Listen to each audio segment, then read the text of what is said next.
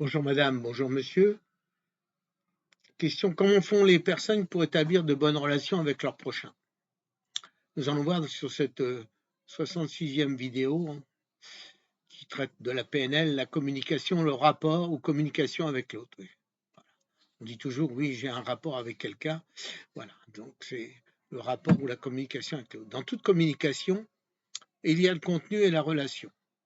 1. La mise en place et maintien du rapport. Créer le rapport, c'est mettre en place une relation de sécurité, ça c'est très important, confiance et de respect mutuel, avec une disposition intérieure, d'intérêt et de curiosité pour le modèle du monde de notre interlocuteur.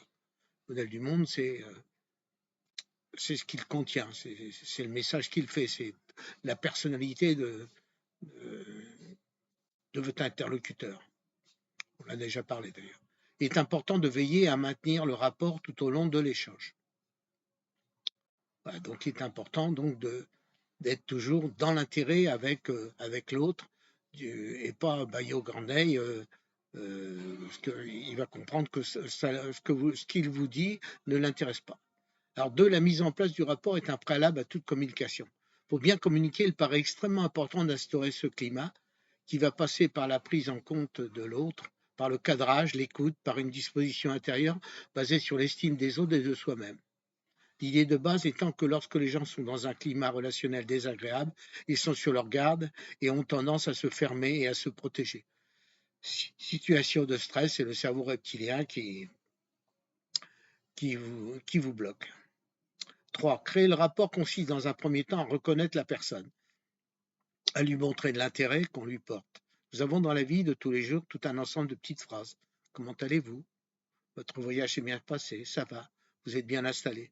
Toutes les autorisations que nous demandons, même si l'accord est acquis, nous pouvons commencer. Si vous le voulez bien, je vous propose, si vous permettez. Voilà. Donc très important de l'autorisation.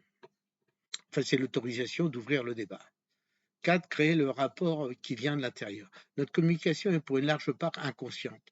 L'état d'esprit, la disposition intérieure, suivant qu'on est gai, triste ou qu'on est problématique, on a une problématique avec sa famille, avec ses collègues ou autre chose, ça nous donne un certain état d'esprit et puis aussi ça comporte sur notre corps euh, des signes éventuels de la personne qui communique soit ressenti par l'autre. On capte et on donne beaucoup plus d'informations que nous croyons. C'est ce que je viens de dire à l'instant. Rapport et écoute, la mise en place du rapport est facilitée par une écoute de découverte vis-à-vis de notre interlocuteur. Faire page blanche, oui, donc c'est-à-dire l'écouter c'est-à-dire en s'abstenant de se mettre en jugement vis-à-vis de la personne. Le comportement n'est pas la personne. Si on lui coupe la parole, c'est parce que souvent on veut s'affirmer, on veut parler, on veut dire des choses, alors qu'en fait il n'a pas fini de dire ce qu'il avait à dire. 6. L'estime de soi et confiance en soi. Une bonne estime de soi, une bonne confiance en soi permet de s'ouvrir à d'autres modèles du monde en toute sécurité. L'estime de soi est en rapport avec ce que nous sommes, avec l'identité, la confiance en soi, avec ce que nous faisons et nos capacités. En 7, rapport et affinité, le rapport ne signifie pas que les personnes sont en accord parfait. Deux personnes peuvent être en effet avoir des points de vue très différents et se respecter, se faire confiance et s'estimer. Maintenant, vous pouvez liker et faire des commentaires pour améliorer le débat. À la semaine prochaine pour la prochaine séance où nous continuerons à parler de la communication. Je vous remercie et à bientôt.